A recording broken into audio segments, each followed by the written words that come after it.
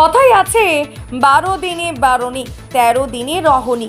প্রতি বছরের মতো এবছরও 13ই জ্যৈষ্ঠা বুধবার কৃষিভিত্তিক রোহিণী উৎসবের আনন্দে মেতে উঠছেন জঙ্গলমহলের আপামর কৃষিজীবী মানুষ। জঙ্গলমহলের অত্যন্ত জনপ্রিয় একটি লোক উৎসব রোহিণ। এই উৎসবের দিন থেকে পুরুলিয়ার শুরু হয় নতুন কৃষি বর্ষ। এদিন ভোরবেলায় বাড়ির মহিলারা দেওয়ালে গোবরের রেখা দিয়ে গণ্ডি কেটে দেন। তাদের বিশ্বাস এর ফলে বাড়িতে কীটপতঙ্গ বা অপদেবতা প্রবেশ করতে পারে না। এদিন কৃষকেরা চাষের জমিতে বীজ ফেলেন। এই দিন বীজ ফেললে ফলনে পোকা বা রোগ হয় না বলে তাদের ধারণা।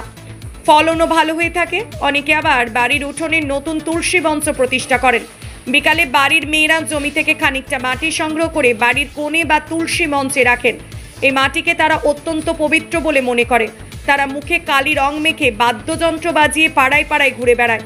এইভাবে বাড়ির সকলে আনন্দে উৎসবে মেতে ওঠেন রোহিণ উৎসবে। আজকে আমরা রোহিণীর দিনে আমরা গোবরের বেড়া দিই। আর কোনো কিছু পোকামাকড় যে বিষাক্তক জিনিস আমাদের বাড়িতে যেমন ঢুকে না, ওই জন্যে আমরা দিই।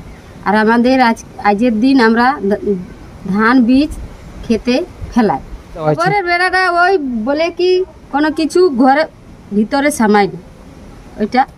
এটা আমরা ওই আজকে রোহিণ উপলক্ষে মানে পূর্বপুরুষরা করে এসেছে, তো সেই কৃষকরা আমরা সেই হিসাবেই চলে আসছি।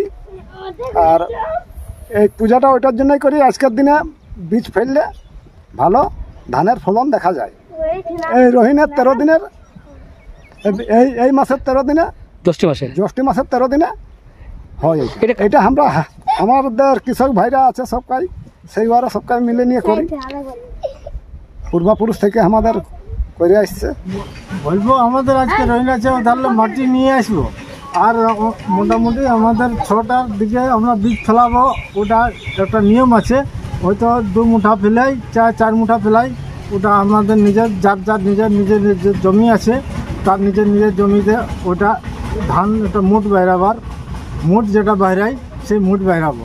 তারপরে তার গুড়ান দিলে বীজ করতে পারে না। এটা আমাদের পূর্বপুরুষ থেকে আমাদের চলা আছে। আর রোহিণের আমাদের মুঠ বাড়াবার একটা নিয়ম আছে। আধুনিকতার ভিড়ে আজও জঙ্গলমহলে রোহিণী উৎসব পালিত হয় গ্রামে গ্রামে। পুরুলিয়ার কৃষিজীবী মানুষ যুগ যুগ ধরে চলে আসা রোহিণ উৎসবের পালনের মধ্য দিয়ে গ্রাম বাংলার লোক সংস্কৃতিকে বাঁচিয়ে রেখেছে। ঝালদা থেকে নিজস্ব প্রতিনিধি রিপোর্ট, পুরুলিয়া।